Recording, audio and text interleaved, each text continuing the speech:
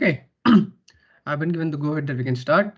Okay, so today's topic is an idea series. It's banking financial services. Is it going to be the next multi-bagger? Right now, mandatory slide every at the start of every presentation, and actually we are going to see a cycle now when it comes to a particular sector or a particular theme.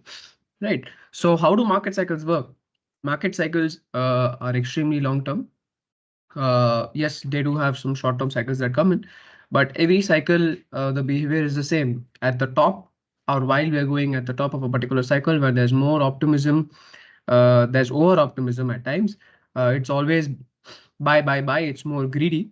And on the way down, or while it's been a long ways since it has been going down, then there's sell. It's a lot more pessimistic.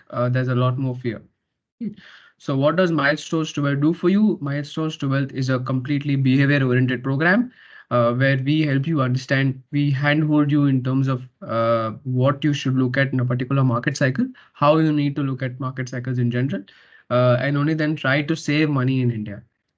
Right. So first, it's going to be more of a behavior-oriented program, and while we put you onto the program, we will help you create a savings habit, right? Which means we definitely need to look at how much money you're saving, make you strive to do more, and only then translate it into an investing habit. Where again, while you translate your savings into an investment pattern, again there it would be a different sort of experience that you would have, where you would be educated, and then naturally you will be able to do a lot more with what knowledge that you have gained, right? So everything works in a cycle, and Milestones2Wealth always has this philosophy that when there's over pessimism or when there's pessimism is when you have to start saving a lot more money than you usually are and invest a lot more money. And on the flip, it's look towards other asset classes that have that are in another cycle altogether. Like for example, equity will have a different cycle than debt. Precious metals will have a different cycle than debt. Right. So today we're looking at something on the equity side. It's a sectoral thing. So there we will be able to see the entire cycle. Right. So banking, financial services. Now, why are we looking at banking and financial services now? So all of this is public data. None of this is data that I had to calculate, nothing like that. The entire thing has been taken from mutual fund presentations. These are slides that are very important for you that you can also look at, right? So why should we look at banking and financial services now, right? So if India has to grow the $7 trillion economy, banks and financial services are the backbone for that growth, right? And the government spending a lot more money, right? So it is closely linked to economy. It contributes to GDP growth. This is financialization of savings. We are in an era where we are largely in the financialization of story of India, right? Today, NPAs are at a bottom. NPAs have improved a lot. And naturally, because of that, your return metrics, your ROAs and ROEs are looking very good, right? So because the banking cycle had to go through a deep trouble since 2018, they got recapitalized, right? Some of them went bankrupt, and then insolvency and bankruptcy code also was getting streamlined. Banking was going through a lot of trouble, right? So 2018 to 2021, banks had to go through a lot of trouble, right? But in that entire phase, they were being recapitalized. Bad loans were being written off. There was a good amount of government support that came in for banks and financial services that ultimately led right now to private banks and public banks seeing a lot more improvement in their return metrics, right? So today valuations are not reflecting that sort of improvement on return ratios, right? The market is only seeing on the top line what's happening to deposit growth, what's happening to NIMs that are coming in, but it is trading below its long-term average, and it's trading extremely cheap, right? And as we keep on getting a lot more innovation that comes down to banking and financial services, you'll see a lot more growth coming in, right? So this is the environment that we are operating for banks and financial services. It continues to remain cheap, but the fundamentals are drastically improving, right? We're coming from a bad cycle, and now we are entering a good cycle, right? So for India's growth to come in on the $7 trillion for a $7 trillion economy, and the government's goal to fund for capacity addition and fund for infrastructure, your banks need to be in a very good shape to go out and start lending money. And that's what banks are currently in that shape. Right. Now, if you look at market penetration, right, you look at credit to GDP, look at any other country, look at Brazil as a developing nation, all numbers are high, but in India, the number is not very high. Right. Mortgage penetration, your home loan penetration is also very low. Life insurance to GDP is drastically low. Right. If you look at other nations, yeah, we are better off, but still we have a long, long way to go. Right. Important part where you save your money, mutual fund AUM to GDP is also very low. Right. You're already seeing a high numbers coming in on the mutual fund. 53 lakh crore is the entire AUM and 19,000 odd crores is the entire SIP book. That itself for us looks like it's extremely high. The growth from where we were is extremely high. But if you look at it from a GDP perspective, when you compare it to other nations, it's still very nascent, right? So there's a lot of scope for growth. There's a lot of scope for financialization of savings in India that ultimately is going to benefit the entire sector, right? Now, what do we mean by banking and financial service? So if you look at banks, it's the entire opportunity is thematic, it's diversified, and it has a 4 trillion rupees plus opportunity, right? That's the entire market size, right? That's the entire PAT CAGR if you look at that. If you look at how much PAT CAGR has been there for the last 10 years, the banks 11%, NBFC is 13, life insurance 24, non-life, okay, it's we've still very low market penetration. So the privates are gaining a lot more market share. So we will have to see what's happening, right? AMC is very strong, exchange is very strong. So the entire pact for you, right, is doing extremely well, right, for the last 10 years. And it's a 4 lakh crore plus opportunity that you're getting in terms of profit pool just in this particular segment alone, right? That's a lot, right? That's a lot. So if you're getting this at cheaper valuations, you should definitely look at it. So we're having a diverse set of opportunities that's coming in on this particular theme, right? Banking and financial services. Now, if you look at credit growth, right, you saw credit to GDP is very low, but if you look at credit to GDP ratio in India, it has almost doubled in the last 2 decades. So if you look at where we were last 20 years, it has doubled, right? So if you look at nominal, it's on par. If you see credit growth doing extremely well, your nominal GDP automatically it starts doing well, right? Private consumption has increased in line with retail credit growth. Like I said, nominal GDP will continue to do well as credit growth starts to do well, and credit growth is growing very fast, right? As income starts growing, for you, for me, for everybody, all households income starts growing, naturally it would lead to a demand for credit, right? You're already seeing retail credit that is more. Today you're having a small loan on a t-shirt, which is again it's all consumption oriented. And as income start growing, your demand for credit will start growing drastically, right? And one important thing that you should think of when it comes to credit is the quality. You don't want to make the same mistakes as what you did in the last cycle, right? And now RBI has been very proactive in plugging those gaps, in telling that yes, the unsecured loan book growing is quite a problem, and they've been plugging each gaps. They've been very, very proactive in this particular cycle. So you have to give this to them. They've been very proactive in this particular cycle. Right. NPAs are close to all-time lows, and that has led to decent returns. Right. We are seeing returns starting to go up. Right. The return ratio starting to go up. Right. So bank balance sheets are now extremely strong. They don't have much NPA, and that again has to go into the economy. Has to go into the system where you're having deposits that are coming in. They have to go, and credit growth have been extremely strong. So it's already going. Right. So if you look at the ROEs of the entire segment, your PSUs and your private banks are somewhere around 12 and 15%. But if you look at the entire pack, right, they're doing extremely well. It's much more than what Nifty is able to give you, right? So because the fundamentals have improved drastically, and if you look at it from a gross NPA ratio, it has done phenomenally well. We had a bad cycle between 20. So if you see 2017, 18, 19, and 20, it was very bad. This is when your ILFS and your DHFLs happened. Your AAAs were collapsing, and the banking system was going through really bad pain. So for 5 years, you've not seen much return coming in, or 6 years also, you're not seeing much return coming in on the banking side, which provides a very big opportunity for you to take advantage of. Right, loan growth for banks have been improving. If you see historically, we are at a low, right? So right now we are seeing good amount of uptick that is coming in on loan growth side, which means there is demand that is picking up slowly. So demand is picking up, your fundamentals are good, demand is picking up, right? Again, if you see the ROA and ROC, that has led to us coming to this place. If you look at public sector, if you look at just the banking part, right, because they are the ones who are going to lend out that particular money. Right? If you see public sector, if you see private banks, ratios are slightly improving. It has not gone to its high before, but it might not go to its high before. But all you need is that at this particular base that we are currently at for our deposits, moderate growth also is very, very good. For investors to take advantage of. So don't compare this high to that high. That doesn't make sense. But on this particular base, it makes sense for you to look at a high double-digit number for that matter as well.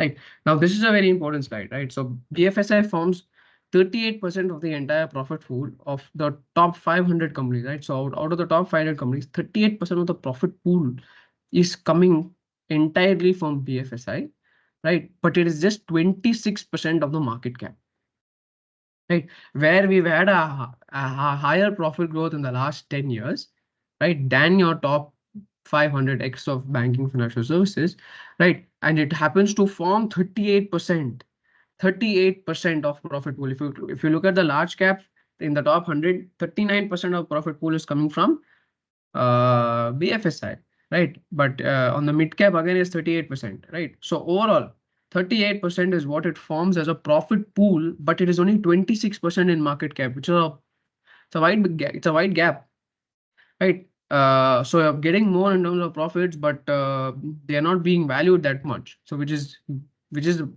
it's a gap which you can definitely take advantage of, right? So share market cap is not in line.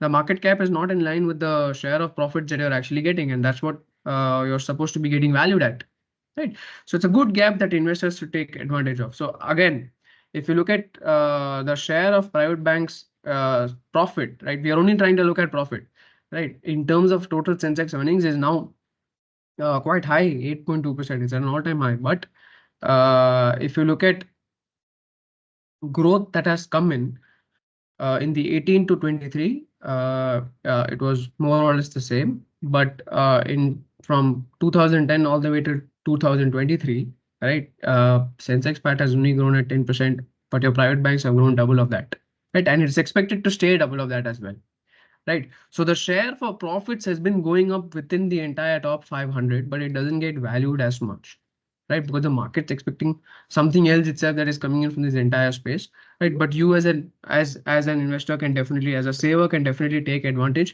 of this dichotomy that's coming up, right? For you. Now, there has been underperformance in the last 4 years, right? So if you look at how uh, uh, it has underperformed versus the Nifty 50. If you look at just the financial services index, right, we've had global financial crisis where it was a bottom. We've had 14, 15, 17. Again, when there was a crisis, there was a good bottom. Again, COVID was again a bottom. And today it is trading a lot more lower than levels that we saw during COVID, right? And this, if you compare and see, this is the underperformance comparison, right? So the underperformance has gotten so deep than your broader indices that it has come much more than your worst levels that we've seen in history, right? This is slightly dated, but yes, if you look at it from a 4-year rolling return basis, which is a good cycle for 4 or 5 years because everybody holds their investments for 5 years or so. We are seeing high underperformance compared to broader indices. So which means there's a good amount of margin of safety here, where profits are increasing. They are expected to increase. Your profit pool is increasing, right? And it's trading cheap. So you have enough margin of safety for you to go and start building a higher allocation towards these themes right now, right? So BFSI has underperformed Nifty 50 since 2019, right? And that is a bad number, right? So if you see your annualized outperformance, uh, the outperformance has been somewhere around 4% or so. Right. So you're having enough margin of safety to take advantage of because it has underperformed for the last 4 years. But fundamentally, things have improved even from a top-down approach, right? Credit growth is growing. So from a top-down and a bottom-up approach, things are growing very fast, right? But it's not translating into a re-rating that's taking place. So every time when we see a particular sector as to when do we start building a higher allocation towards, if fundamentals are changing, yes, it's a plus point, right? And only when do you start making money? Only when the earnings that are coming in, right, gets re-rated. Today there's no re-rating that's happening, but fundamentally fundamentals are growing, earnings are growing, right? Only the re-rating part has to come in, and that eventually, given your time horizon, because you have a long-term time horizon to look at, naturally that would come in sometime or the other, right? But this gives you a big opportunity for you to build a very, very big base onto this particular sector or theme, right? Now, this is an emerging space. It's financial services. It's not. It was more traditional banking, more private, more public, and now it has opened up. Today, you're having new age businesses. You're having asset management companies that are coming in. You're having bank. You're having broking wealth management firms that are coming in. Life insurance has become a big part of financial services. General insurance, life insurance, both put together is coming up to be a very big part. You're having more exchanges that are coming in. You're having more exchanges on the capital market side. You're having more exchanges on energy side, and you'll continuously keep having more and more listings of these exchanges that are coming in. Right, then you have infrastructure. Right, today you have market leaders like CAMS, NSDL, CDSL that are there. Right, so it's an emerging space. So today we are not only taking advantage of private or public banks, the entire pact comes in our entire favor. Right, we are able to take the entire pact. This is your financialization of savings in one particular slide, right? You're taking advantage of everything, right? We are able to take advantage of everything in the entire space by paying a lot less, right? So a median flexi-cap fund, this is very important data. Median flexi-cap fund will hold 70% of financial service investments in banks, right? Not in anything else, but for just a pure flexi-cap fund, uh, they would hold about 70% of their financial services segment, right? Just purely into banks. And we don't want just purely banks. Yeah, banks do become a fundamental base on which we build the entire thematic story on. But outside of that, you're having so many such opportunities that we can take advantage of, and they're growing very fast. Right? To take advantage of that particular growth, we have to look at a broader idea, and that is more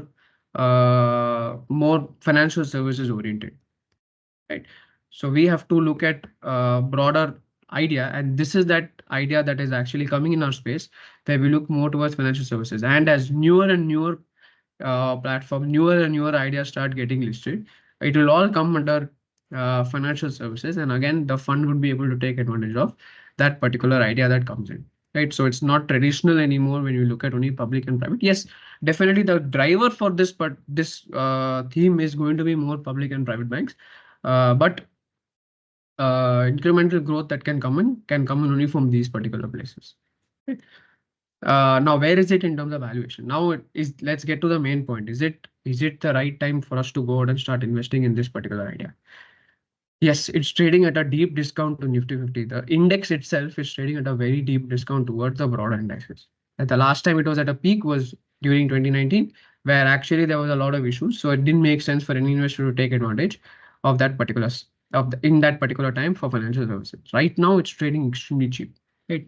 It's almost at the COVID levels in terms of discount to its earnings to broader indices, right? So definitely there's a good advantage that you can take of financial services as an idea, right? Now again, this is latest data. If you look at pure banks, right? If you look at pure public and private banks, in the last 10 years, they are again trading at a 30% discount to its a very basic price to equity ratio. But if you look at for banks, you definitely need to look at price to book.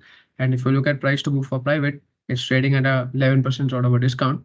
And relative to Nifty's price to book ratio, which is just your valuation ratios, it is currently trading at a 30% discount to Nifty 50. From a 10-year average, also it's trading cheap. So you have enough margin of safety here that you can take advantage of as a saver who wants to save money within equity and not only look towards pure or small and mid caps, right? There's a lot of opportunity that is coming up in such sectors, in such themes that you can take advantage of. And Milestones2Wealth only helps you out to do this. First, you build a behavior, you put you on a behavior program and only then create a savings habit. And this is an example of how we are trying to get you to build on an investing habit.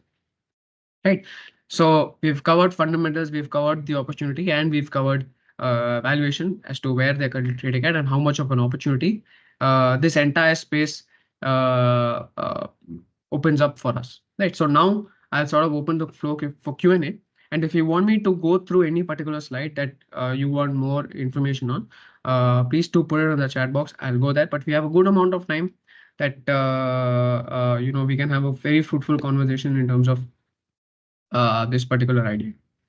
I'll put in the number also. So if you have any other query, or if I missed out on a particular query, you can just send us a hi with your query.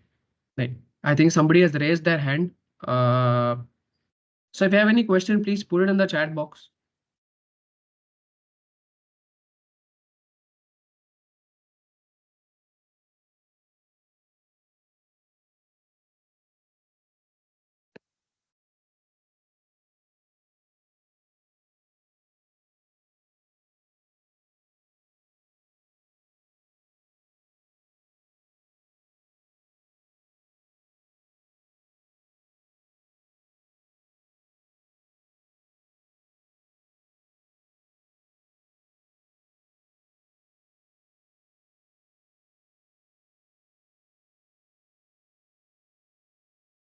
Does the option, does the opportunity extend to small finance bank also? Small finance bank currently trading at a premium.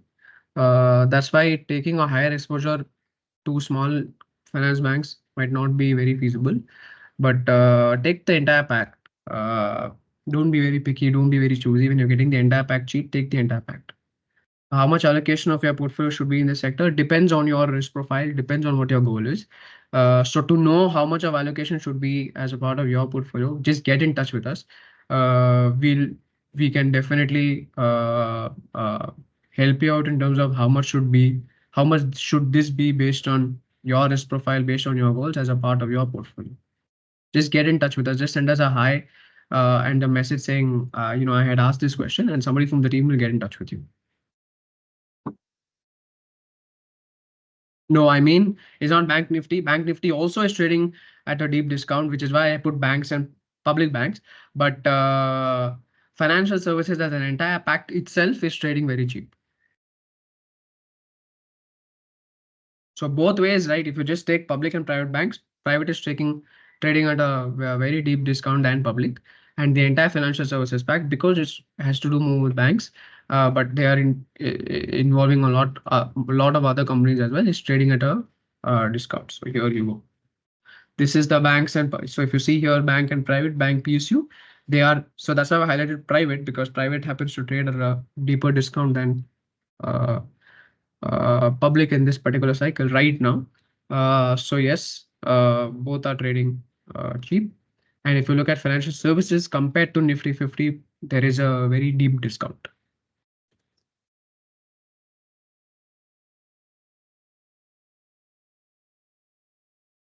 Uh, what is the preference of PSU versus private? Can you expect re-rating of PSU banks? Consider that they are in a good cycle of NPA. PSUs have already been re-rated.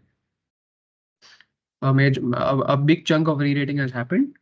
So you always need to look at incremental re-rating where it can come from, and that's on the other side.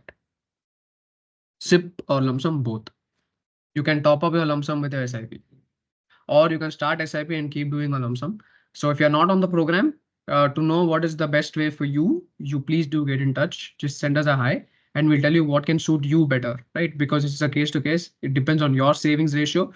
Like I said, it's a behavior program, and then we create a savings habit, right? We need to know how much you're able to save. We need to know what your savings ratio is. To understand, can this be a lump sum, or can this be a SIP idea for you?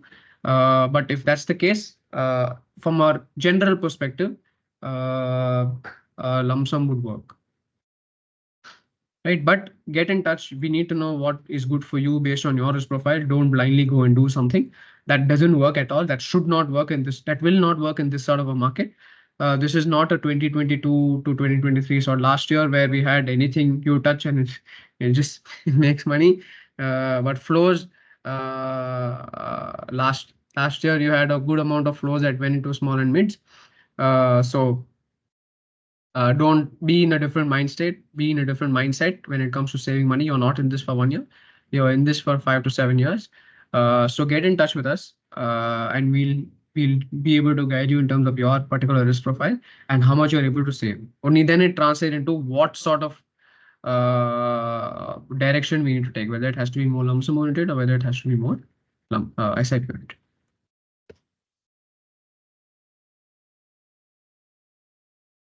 Yes, there is no stock recommendation. Milestones2Wealth is completely mutual fund oriented. we've built wealth continuously only via investing in mutual funds, and it works. It's more stable, it's more stronger, and here you can. It's easy for you to create and sustain wealth creation. So don't be too picky when it comes to a basket. Take the basket. Don't be too picky.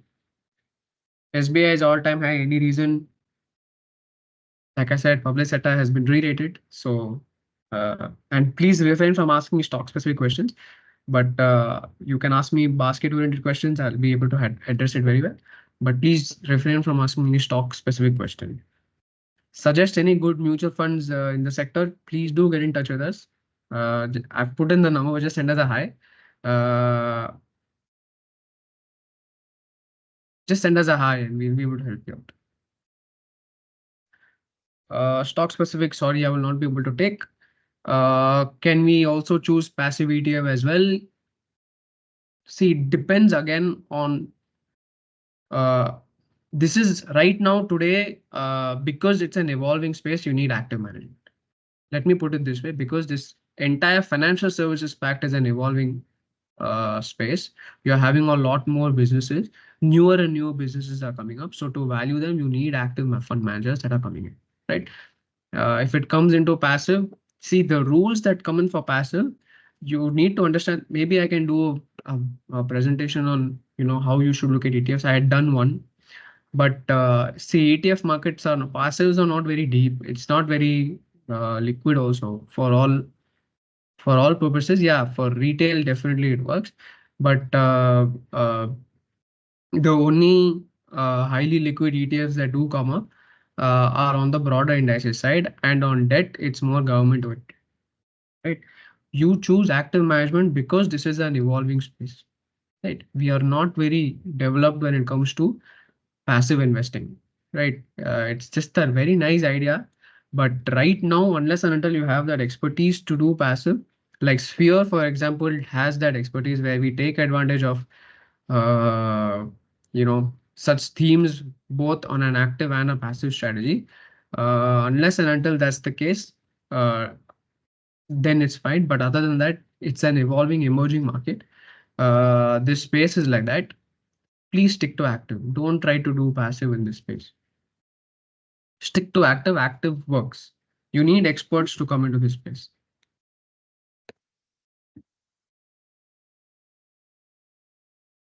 And these experts are coming to you at a very cheap cost. I think your expense ratio is already factored into the NAV, and that's barely 1.6, 1.7%, which is just take it. I think that's very cheap.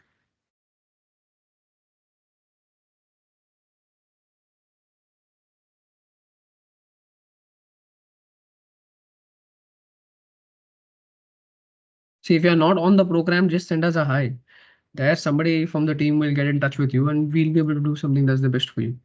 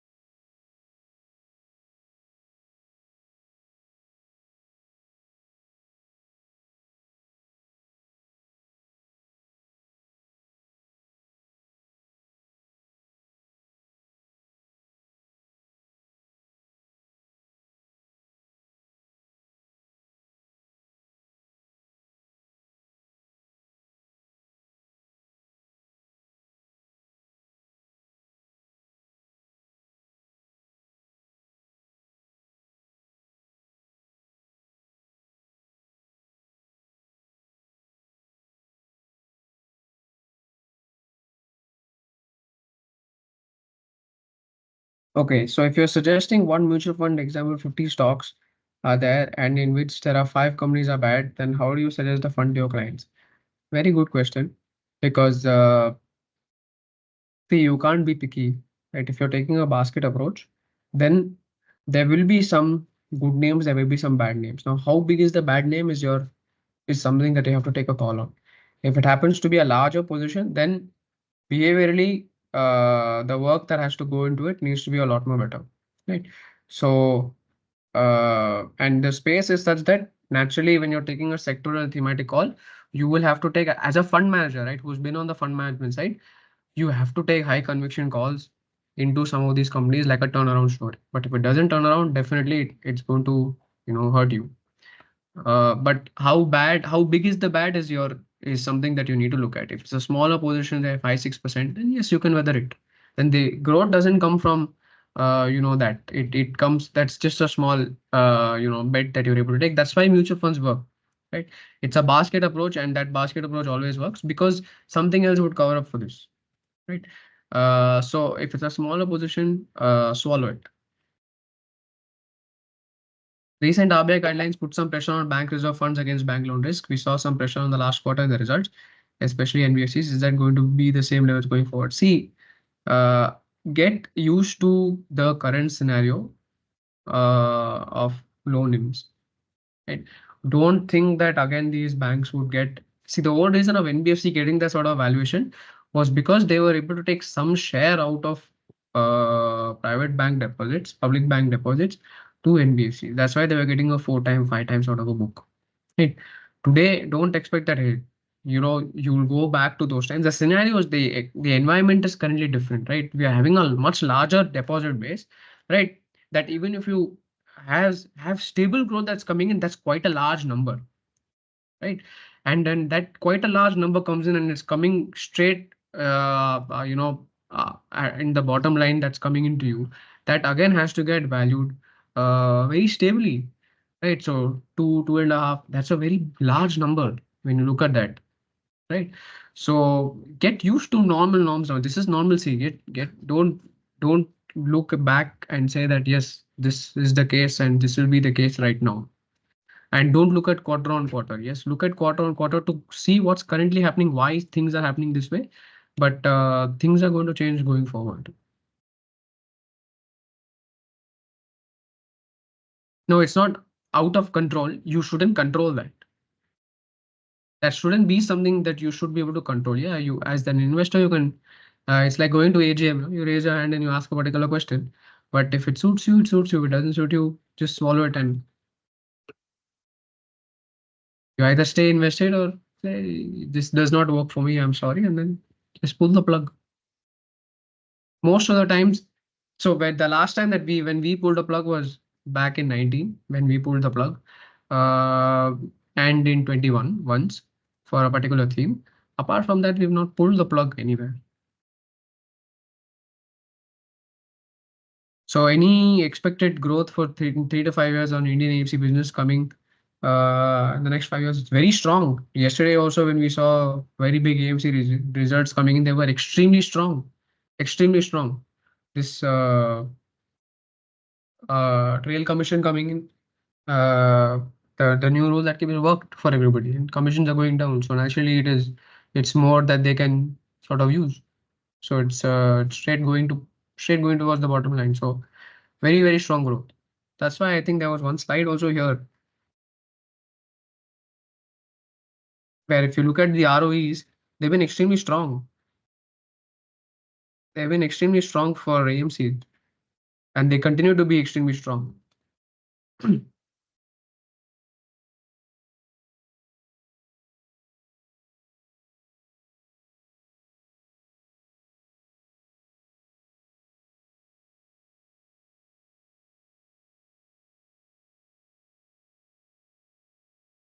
But today they are not trading at cheap valuation, to be fair.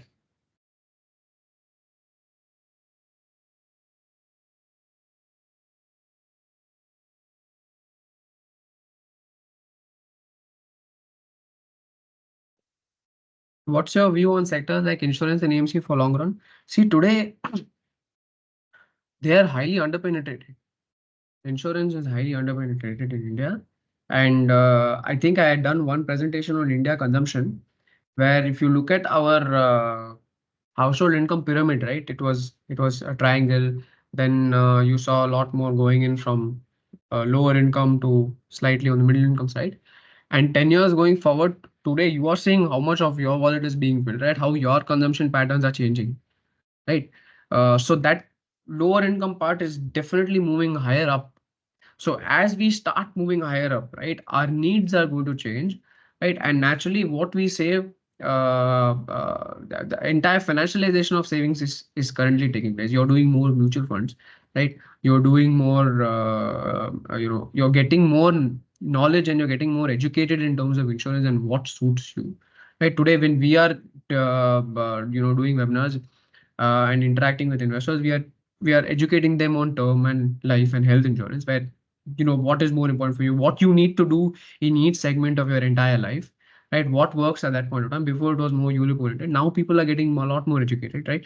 We've had so much digital penetration that has happened, where you're doing 10 rupees just as UPI. Before it was smaller units. Now you're doing 20, 30, 40 grand, 50 grand just as one shot UPI transaction. So digital penetration has made it a lot more easier, uh, uh, for this entire pack to sort of grow, right? So insurance also has become easy. Your investing also has become a lot more. So it easy access has always benefited sectors, has always benefited themes, and as from there it has been an up. Right? We've seen this in consumption where you had a lot more products, you had more innovative products that came in, and a lot more people were coming into the entire system. You were doing it. Same case here. You're seeing everything happening and changing very fast, right? Easy access always makes it always, the growth starts to go up, penetration, right? So for the long run, definitely, financial services is the backbone for growth, right? Any good dividend yield or buyback may be considered. I don't know, that we can't say. The policy is there, but we don't know if more will come or less will come. See, something on dividend is that uh, it's after, you need to retain some, and if there's definitely growth that they have to fund for, then they might not give you that much, and they might not consider buyback or give you dividend, right? So funding for growth is always going to take priority, and only then, if they have a long runway to fund for that particular growth, right, stable particular growth that's coming in, which is really taking place now. Let the space evolve, and then suddenly you will see good amount of changes taking place. Now repo rate is 5 to 6%. Then we can say bank will perform. Margins came down. Do you think repo rate will come down in the short term? So we have done multiple webinars on debt, and there is opportunity on the debt space. You can take advantage of AAA. There is a debt presentation that's coming up.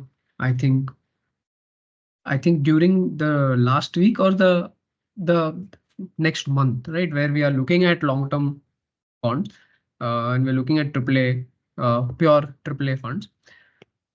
So even if the repo rate doesn't come down, right, like what we are currently in, that we've not had a rate cut, we've not had a rate hike, still it's decent, right? Fundamentals are not drastically reducing or deteriorating, at the same time not increasing as well, right?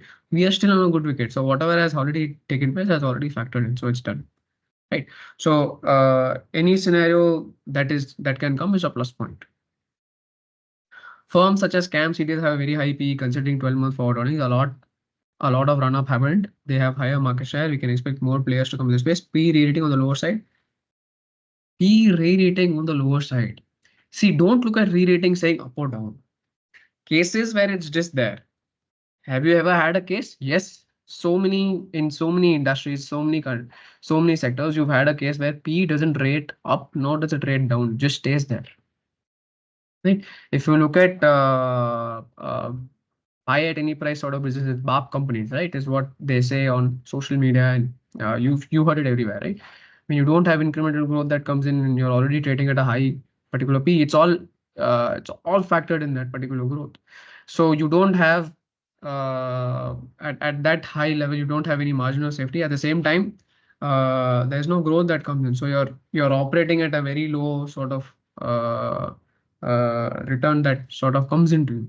So whenever you're looking at high P, you always need to look at margin of safety. There's no margin of safety, then that doesn't pose as a particular idea for you, right? So don't look at re-rating on the downside. Yeah, time correction takes place, but time correction can take a long time also. It can take a very long time. You look at Asian Paints, you look at Bajaj Finance, it took a long time. You look at these companies, it takes a long time. So it doesn't happen immediately up, down, left, right, but it takes time.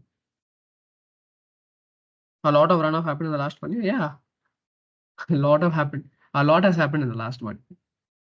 But Yeah, they are market leaders, and when you're assigning such valuation to them, and when you want to pay for these businesses, you need to know how much of a how much should that particular company be as a percentage of your particular portfolio. If it's a higher allocation towards a particular portfolio, then you have to be careful. Then you have to think a lot.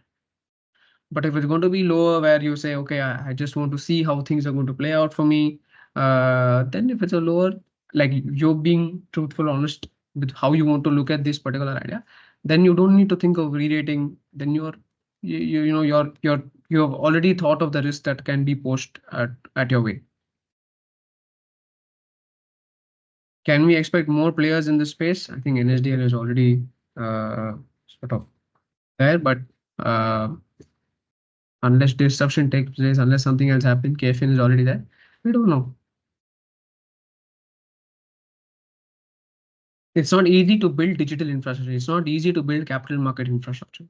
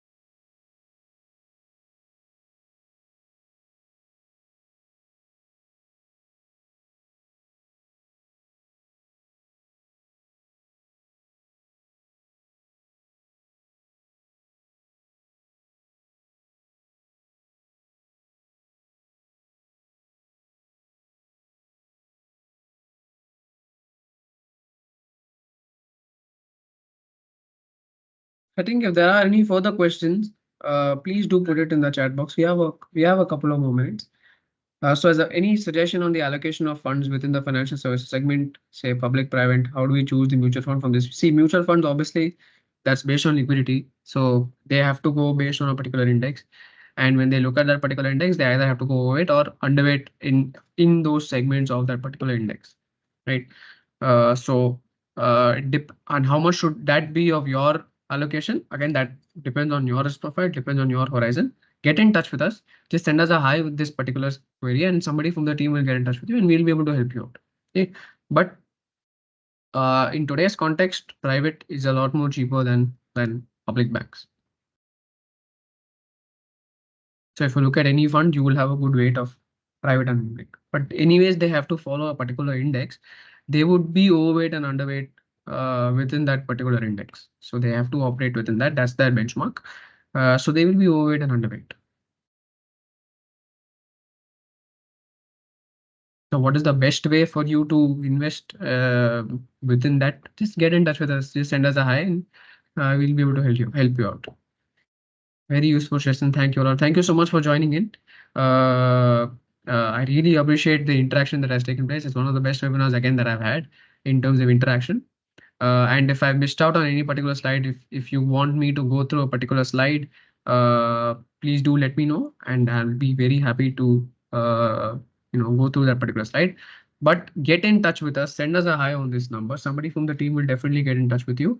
And first it's the behavior program, and only then savings habit, and then investing habit. Right.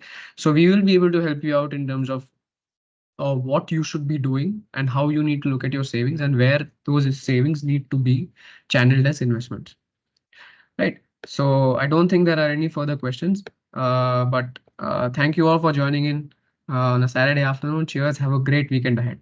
But get on the program. If you're not on the program, just send us a hi. Somebody from the team will anyway get in touch with you on Monday. right? But send us a hi with your particular query and we'll be able to address it well. Done. Thank you so much.